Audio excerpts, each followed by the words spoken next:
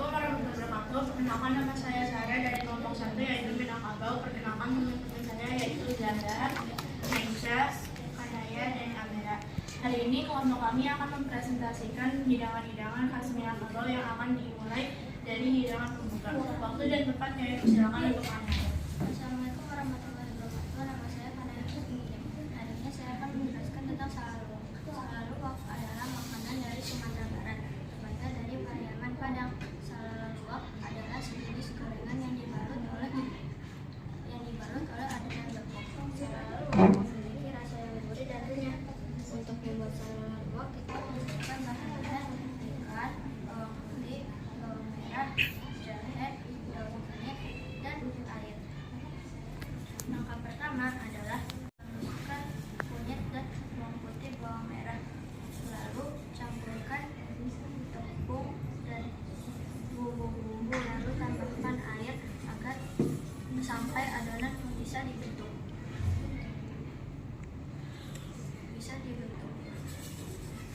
Lalu goreng sehingga menjadi kecoklatan dan renyah. Salaluwak siap disajikan. Salaluwak mengandung protein dari ikan, karbohidrat dari tepung, serta mineral dan lemak. Jadi salaluwak merupakan makanan yang sangat enak dan bergizi. Tapi salaluwak dibuat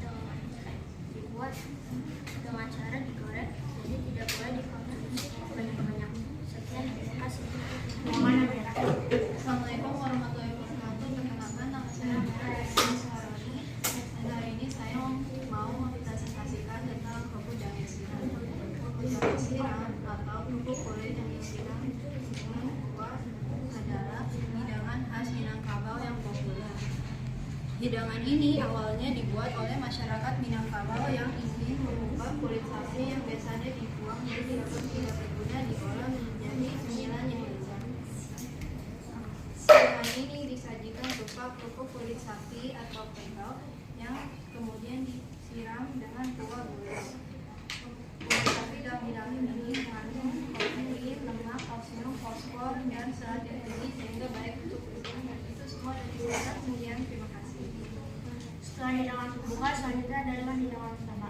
Assalamualaikum warahmatullahi wabarakatuh. Perkenalkan, nama saya Sarah Namina Saputra, dan kali ini saya ingin menyampaikan presentasi tentang makanan rendang. Rendang adalah hidangan utama dan makanan tradisional Indonesia khas Minangkabau, Sumatera Barat. Rendang terbuat dari daging sapi, santan kelapa, dan campuran rempah-rempahan. Cara membuatnya, rendang, daging, dan santan diaduk dengan perlahan dengan rempah-rempahan dengan cara perlahan untuk daya tahan lama.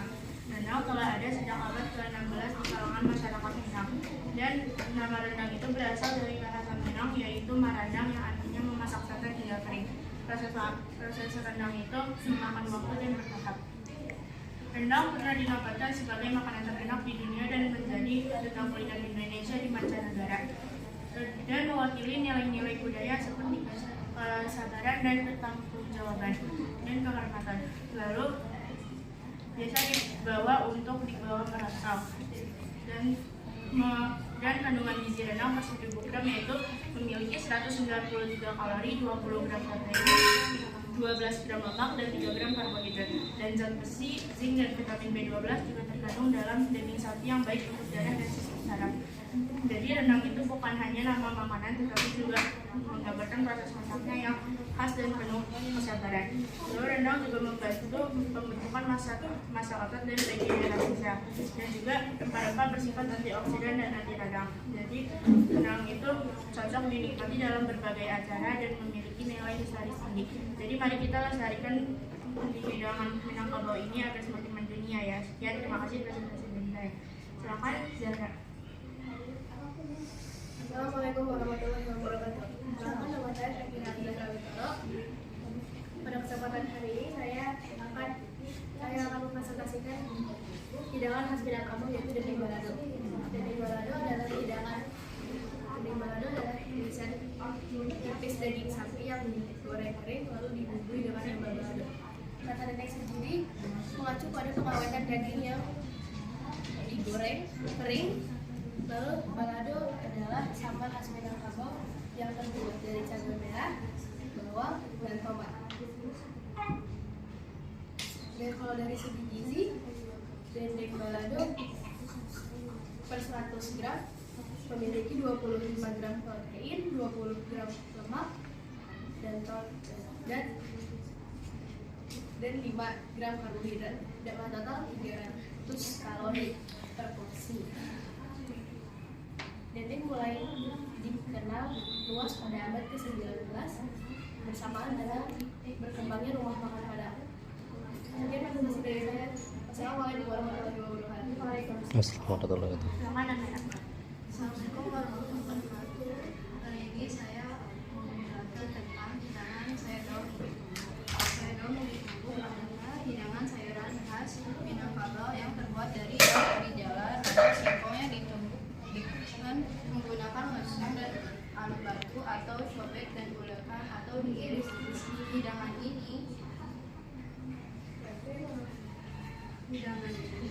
memiliki sejarah panjang yang berakar dalam kebiasaan masyarakat yang dahulu sering membawa bekal sederhana ke ladang atau ke kebun.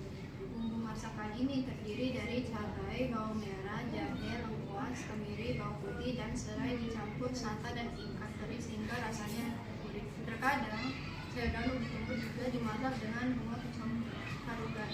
Kandungan gizi sayur daun ubi tumbuk adalah asam fosfor yang berguna untuk produksi sel dalam tubuh, asam amino dan protein untuk meningkatkan energi. Selain itu, hidangan ini juga mengandung vitamin A, B, C, dan K serta santan yang mengandung lemak. Itu semua dari saya. Sekian, terima kasih. Silakan Kak. Ayam pop adalah makanan dari Sumatera Barat, tepatnya dari Bukit Tinggi Padang. Ayam pop pertama kali dibuat di restoran Family Benteng pada tahun 1950. Ayam pop memiliki rasa yang gurih dan enak. Ayam pop memiliki ciri khas yaitu warnanya yang pucat karena dimasak dengan cara yang unik, yaitu direbus dulu sebelum digoreng.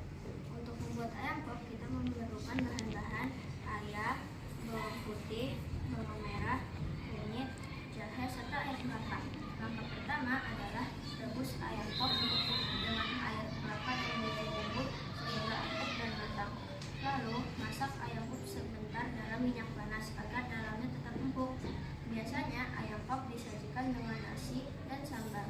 Ayam pop mengandung protein yang penting untuk pertumbuhan, vitamin B6 untuk menjaga kekebalan tubuh, mineral untuk gigi dan tulang, mineral serta zat besi. Jadi, ayam pop adalah makanan yang sangat enak dan bergizi. Tetapi karena ayam pop menggunakan minyak, jadi harus dikonsumsi dengan jumlah yang pas. Setelah hidangan utama, selanjutnya adalah minuman, makanan penutup, dan snack. Silakan snack.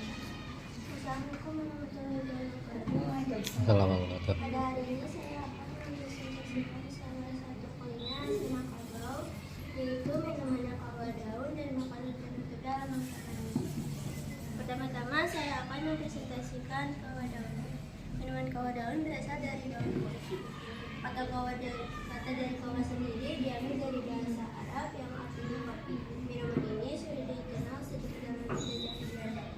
Saat itu, kopi menjadi komoditas ekspor yang mahal dan sulit diakses oleh masyarakat desa. Sebagai alternatif, masyarakat Minangkabau memanfaatkan kopi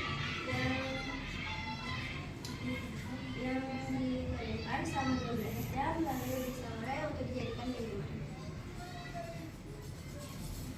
Minuman ini biasanya disajikan dalam bentuk kelapa, menambah rasa alami dan tradisional. Di mana komponen bentuk kelapa ini sebagai gelas dan alas dalam bumbunya untuk tatapan gelasnya. Menarik lagi, kawa daun biasanya diminum oleh para petani setelah bekerja di ladang sebagai pegas kerja dan penghangat. Dari segi kandungan gizi, kawa daun memiliki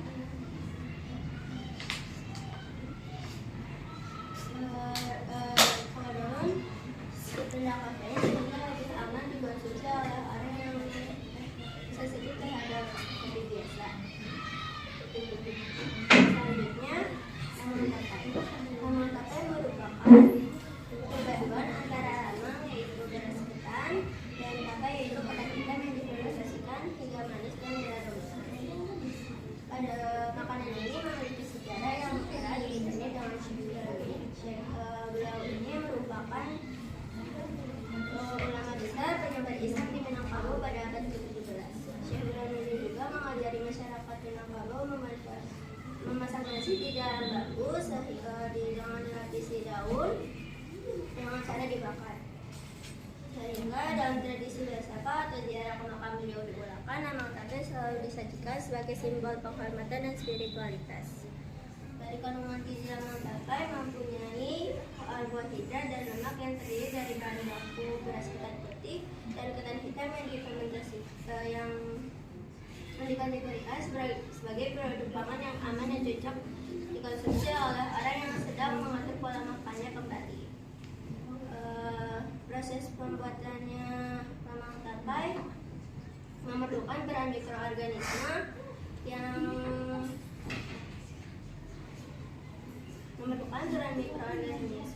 baik untuk melancarkan proses pencernaan. Sekian presentasi dari saya. Wassalamualaikum warahmatullahi wabarakatuh. Assalamualaikum warahmatullahi wabarakatuh. Hari ini saya memperkenalkan tentang snack khas Sumatera Barat. Pertama tentang keripik singkong balado. Keripik singkong balado terbuat dari singkong yang diiris tipis, digoreng hingga renyah dan diberi bumbu balado. Sebelum adanya keripik singkong balado, awal keripik balado digunakan untuk berbagai hidangan seperti ayam, telur, dan ikan. Namun kemudian teknik ini diterapkan pada keripik singkong untuk menghasilkan cemilan yang lezat. Singkong yang menjadi bahan dasar keripik singkong balado mengandung lemak, karbohidrat, serta kalori. Selanjutnya kita mempunyai daka-daka. Daka-daka terbuat dari singkong yang dipotong menjadi kubus kecil atau diiris tipis, digoreng hingga renyah dan diberi bumbu seperti kunyit, bawang putih, dan garam sehingga rasanya gurih. Daka-daka memiliki sejarah yang terkait erat dengan proses pembuatannya. Dinamakan demikian karena saat dicetak atau diukurkan, alat yang digunakan akan menghasilkan bunyi daka-daka. Dalam daka-daka, singkong menjadi bahan dasar mengandung karbohidrat, serat, vitamin, dan mineral. Dan juga karena proses penggorengan, daka-daka juga mengandung lemak dan karbohidrat. Itu semua dari presentasi saya. Sekian, terima kasih. Demikian presentasi kami mengenai hidangan-hidangan khas Minangkabau. Selanjutnya kami akan menyanyikan lagu daerah khas Minangkabau yang berjudul Kampung Lanjut.